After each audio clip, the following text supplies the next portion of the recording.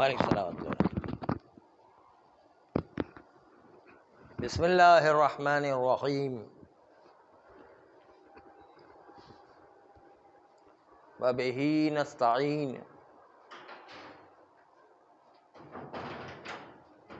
وہو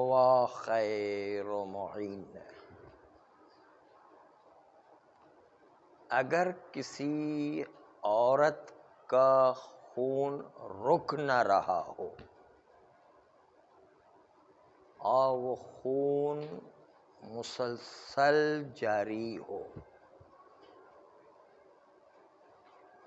تو ایسی صورت میں اگر اس کو خون روکنے سے کوئی ضرر بھی نہیں ہو رہا ہے تو اس پر واجب ہے کہ وہ اپنے خون کو روکے اور پھر نماز انجام دے۔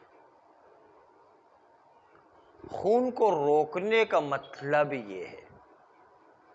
کہ خون کو شرمگاہی میں نہ آنے دے، یعنی اس کا مطلب یہ کہ شرمگاہ میں آنے سے پہلے اس کو روکنا ہے۔ جس طرح ایک بوچھ لگایا جاتا ہے بوتل پر، اس طرح وہاں پر ایک بوچھ لگا دینا ہے جس کے نتیجے کے اندر شرمگاہ کے اندر ہی خون نہ آئے، یہ مطلب ہے روکنے کا۔ اس لیے کہ آج کل ایسی روئی کے پیڈ بنے ہوئے آ رہے ہیں کہ باقاعدہ گویا کہ بٹن لگا دیا گیا اور وہاں سے نکلنے کا راستہ بند کر دیا گیا، تو شرمگاہ میں ہی آنے کا راستہ بند ہو جایا کرتا، لیکن وہ خود اس عورت کے لیے ضرر کا سبب نہ ہو آنا، یعنی جسمانی کوئی نقصان نہیں ہو رہا ہے۔ کچھ عورتیں ایسی ہوتی کہ خون روکے تو ان کو لرزہ طاری ہو جاتا ایک دم، یا اس کا جو ہے وہ ذہن کام نہیں کرتا،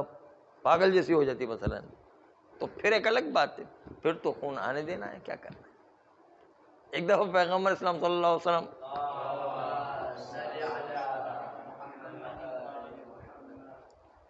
ان کے پاس تبرکن ایک عورت بچے کی پیدائش کے بعد پیغمبر سے تبرکن ملاقات کے لیے لے کر آئی۔ جیسے ہی اس عورت نے بچے کو پیغمبر کو دیا، بچے نے پیشاب کرنا شروع کر دیا پیغمبر کی گود میں، تو عورت سے گھبرا گئی، اس نے کہا یہ تو پیغمبر کو نجس کر رہا ہے نا بچہ۔ تو اس نے روکنے کی کوشش کی بچے کو، کہا نہیں، منع نہیں کرو، اس بچے کو پیشاب کرنے دو، اس لیے کہ روکیں گے تو اس کے اندر جسمانی نقصان ہوا کرتا ہے، اس لیے بچے کو منع نہیں کرو، بس ٹھیک ہے۔ تو بچے کو زبردستی سے روکیں گے تو نقصان ہونے کا خطرہ ہے، ایک اختلاج مزاج میں پیدا ہو جانے کا خطرہ ہوتا ہے انہیں، اس لیے روکو نہیں۔ پیغمبر نے منع کیا کہ روکو نہیں، بس ٹھیک ہے، کپڑے تو ایسے نجس ہو گئے، پاک کر لیں گے، اس میں کیا ہے۔ تو کبھی کبھی روئی لگا کر، وہ پیڈ لگا کر عورت خون کو روکنے کی کوشش کرے تو اختلاج مزاج پیدا ہو جاتا ہے، ذہنی توازن تھوڑا سا بگڑ جاتا ہے، یا گھبراہٹ پیدا ہوتی ہے، لرزہ طاری ہو جاتا ہے، کوئی بیماری آ جاتی ہے تو وہ خون کو جیسے جاری ہے جاری ہو رہنے دے گی، کیا کرے گی۔ لیکن اگر کوئی نقصان نہیں ہوتا، ضرر نہیں پہنچتا، تو اس پر واجب ہے کہ اپنے بند نہ ہونے والے خون کو روکے، یعنی اس بٹن کی طرح بٹن لگا دے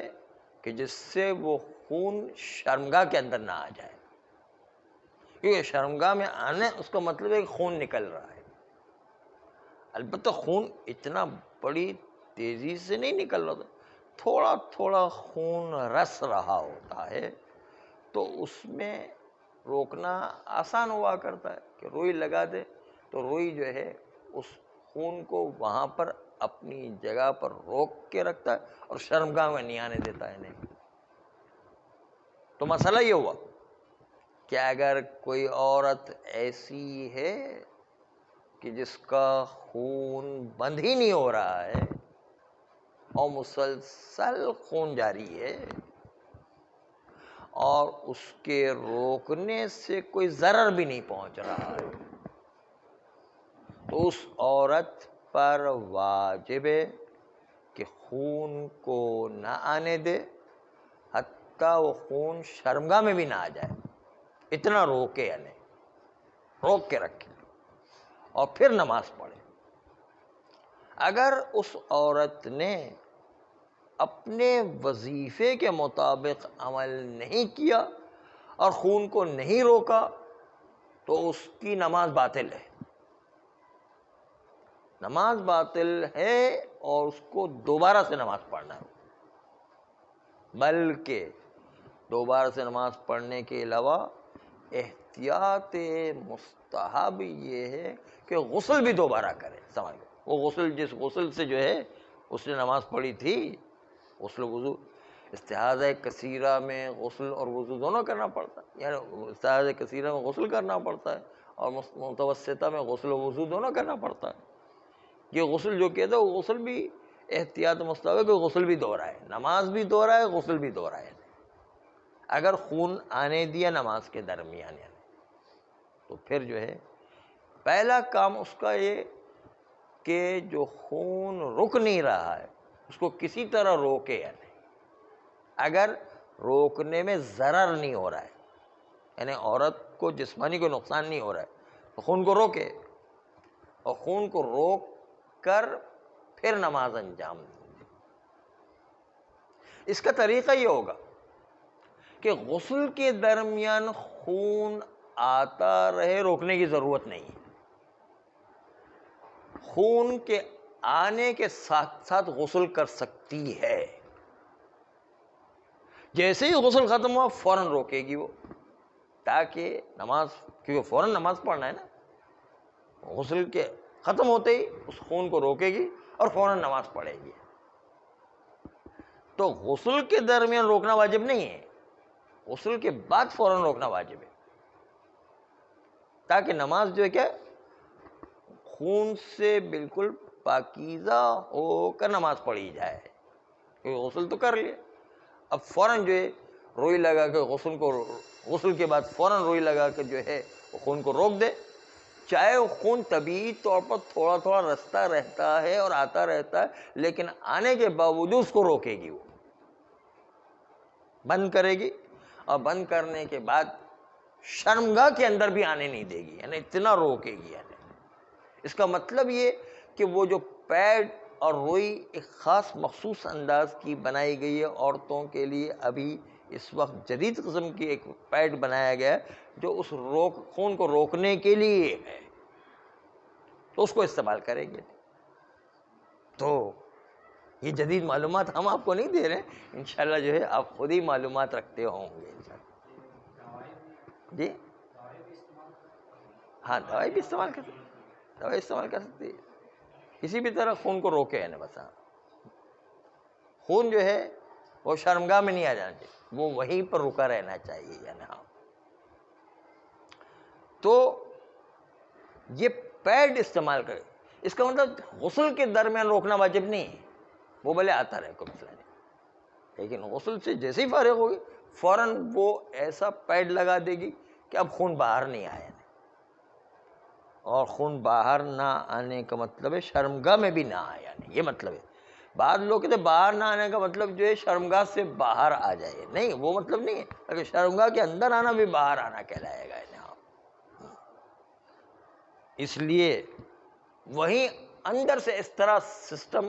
روئی کا لگانا ہے کہ جس سے وہ بالکل خون باہر نہ آیا۔ اب جب خون باہر نہیں آ رہا ہے تو غسل تو کر لیا، وضو تو کر لیا، اور پیڈ کو بھی لگا دیا، پٹی بدل لی، اور اس نے جو ہے روئی بدل لی، سب کچھ کر لیا، اب نماز پڑھے گی، اب نماز پڑھے گی تو اس کی نماز صحیح رہے گی، اور اگر اس نے اپنے وظیفے میں کوتاہی کی اور اس خون کو نہیں روکا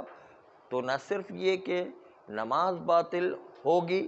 بلکہ نماز باطل ہونے کے ساتھ ساتھ کہ نماز دوبارہ پڑھنا ہے، احتیاط مستحب کی بنا سے غسل بھی دوبارہ کرنا ہے، غسل بھی دوبارہ کرنا ہے۔ ہاں، اتنا بڑا وظیفہ اس کے لیے آ جائے گا۔ یہ تو تھی بات۔ اس کے ذیل میں یہ بات بھی آئی کہ خون جاری ہے اور غسل کر رہی ہے، تو اس وقت خون روکنا واجب نہیں ہے، اور وہی غسل کفایت کرے گا چاہے خون آ رہا ہو۔ وہ تو غسل کے بعد خون کو روکے گی نہیں، اس وقت روکنا ضروری نہیں ہے، اس کو دھوتے رہے اور سب ٹھیک ہے۔ اور پھر یہ کہا گیا کہ ہاں اگر اس کا وہ استحاضہ متوسطہ تھا، غسل کے درمیان استحاضہ کثیرہ ہو گیا، تو پھر ایک دوسرا غسل کرنا پڑے گا، ایک غسل کے بعد دوبارہ ایک دوسرا غسل کرنا، کیونکہ استحاضہ کثیرہ میں دوسرا غسل کرنا پڑتا ہے۔ اب وہ متوسطہ میں تو صبح کے وقت غسل تھا، اب جو ہے وہ ظہر کے وقت بدل گیا، تو اب جو ہے ایک اور غسل کرنا پڑے گا۔ تو یہ کہ اگر متوسطہ سے درمیان غسل تبدیلی واقع ہو جاتی ہے، تو اس تبدیلی کے نتیجے میں استحاضہ کثیرہ کی وجہ سے دوسرا غسل بھی کرنا پڑے گا۔ وہ غسل جو کیا ہے وہ کافی نہیں ہے، ایک اور غسل کرنا پڑے گا۔ اگر روزہ رکھا ہے استحاضہ والی عورت تو دوران روزہ اگر استحاضہ کا خون آتا رہتا ہے اور مسلسل جاری ہے، تو اس پر احتیاط مستحب کی بنیاد پر اس کو بھی جتنا ہو سکے وہ بن پڑے خون کو روکنے کی کوشش کرنا ہے۔ خون کو روکنے کا مطلب یہ ہے کہ شرمگاہ میں نہیں آنے دیں، مقصد یہ نہیں کہ شرمگاہ کے باہر نکل جائے، شرمگاہ کے اندر ہی نہیں آنے دیں، یہ مقصد ہے آپ کا۔ تو اس میں جو لکھا ہے کہ خون کو روکے گی کا مطلب ہے شرمگاہ میں نہیں آنے دیں، ایسا روکنے کا انتظام وہ خود کوئی بھی طریقے سے کرے۔ ضروری نہیں ہے کہ وہ پیڈ جو جدید نکلے وہ استعمال کرے، اگر وہ سمجھتی ہے کہ کوئی روئی ہوئی خود لگا کر کے بھی کر سکتے، کوئی بھی طریقہ کرے کہ اپنے خون کو آنے سے شرمگاہ میں روکے آنے۔ تو یہ احتیاط مستحب تھا روزے کی حالت میں۔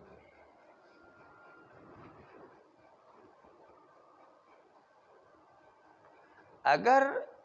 استحاضہ کثیرہ والی عورت ہے اور وہ روزہ رکھنا چاہتی ہے، یہ مسئلہ دقت فرمائیے گا، اور وہ روزہ رکھنا چاہتی ہے تو اس پر واجب ہے کہ وہ ایک غسل رات کو انجام دے، تاکہ اس رات کے غسل کی وجہ سے صبح کا روزہ اس کا صحیح ہو سکے۔ مشہور قول یہ ہے کہ رات کو غسل انجام دینا صبح کے روزے کے لیے شرط ہے۔ جب تک کہ وہ رات کو غسل انجام نہیں دے گی تب تک اس کا صبح کا روزہ صحیح نہیں ہو سکتا۔ مشہور قول یہ ہے، یعنی فقہا میں مشہور یہ کہ اگر صبح کا روزہ رکھنا ہے تو رات ہی کو غسل کرنا پڑے گا اس کو، استحاضہ کثیرہ والی عورت کو، اور وہ رات ہی کو غسل کرنا شرط ہے اس کے صبح کے روزے کے صحیح ہونے کے لیے، اس لیے رات کو غسل کرنا ضروری ہے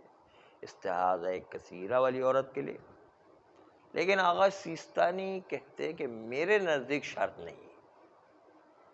جس طرح استحاضہ متوسطہ میں شرط نہیں ہے، استحاضہ کثیرہ میں بھی میرے نزدیک شرط نہیں ہے رات کا غسل صبح کے روزے کے لیے، لیکن باقی فقہا کہتے ہیں کہ نہیں، رات کا غسل کرنا ضروری ہے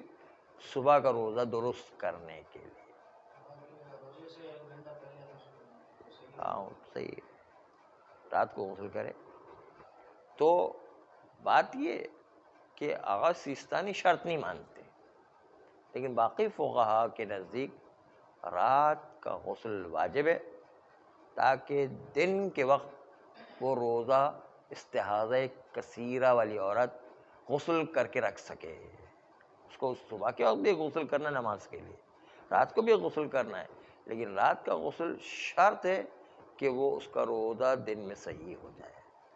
لیکن فقہا کے نزدیک اور سیستانی کے نزدیک ضروری نہیں ہے۔ بس اس بنیاد پر جس طرح استحاضہ متوسطہ کے لیے رات کا غسل ضروری نہیں ہے روزہ رکھنے کے لیے، استحاضہ کثیرہ کے بھی غسل آغا سیستانی کے نزدیک رکھنا